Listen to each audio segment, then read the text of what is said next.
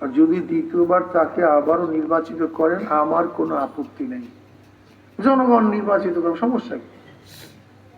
আমি মারামারি চাই না, কাটাকাটি ঝগড়া বিবাদ চাই না। আর যদি তাকে আবারও নির্বাচিত করেন কোনো সমস্যা নাই। যদি মারামারি করেন তা নির্বাচন কেন? আবার নির্বাচনে যদি করেন তা মারামারি কেন? কি কথা ঠিক না? আমরা একই সাথে থাকতে চাই, একই সাথে বসবাস করতে চাই। যদি তাকে আবারও নির্বাচিত করেন কোনো সমস্যা নাই। আর যদি মনে করেন না তাকে দেখছি, হুজুরকে কথা কয় না, এখনো দেখি, হুজুর যদি সংসদে যায় বসে বসে থাকবে, ঠিক না? কথা বলতে পারবে না, ঠিক না? যদি মনে করেন যেন হুজুরে কি দেখি না, একটা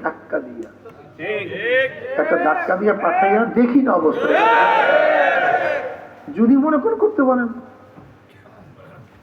যদি মনে করেন করতে পারেন, তাহলে আমি বলবো যে আসুন আমরা সবাই সম্মিলিত ভাবে, বিএনপি দেখছেন, আওয়ামী লীগ দেখছেন, জাতীয় পার্টি দেখছেন, ইসলামকে এখনো দেখেন, আগামীতে ইসলামের পক্ষে আমরা সবাই থাকবো না, না থাকবো? যুবকরা কেউ থাকবে না? সবাই থাকবেন তো ইনশাআল্লাহ? জান মাল দিয়ে সবাই থাকবো ইনশাআল্লাহ। কে রাজি আছে? দুই হাত নারায়ে তাকবীর, নারায়ে তাকবীর।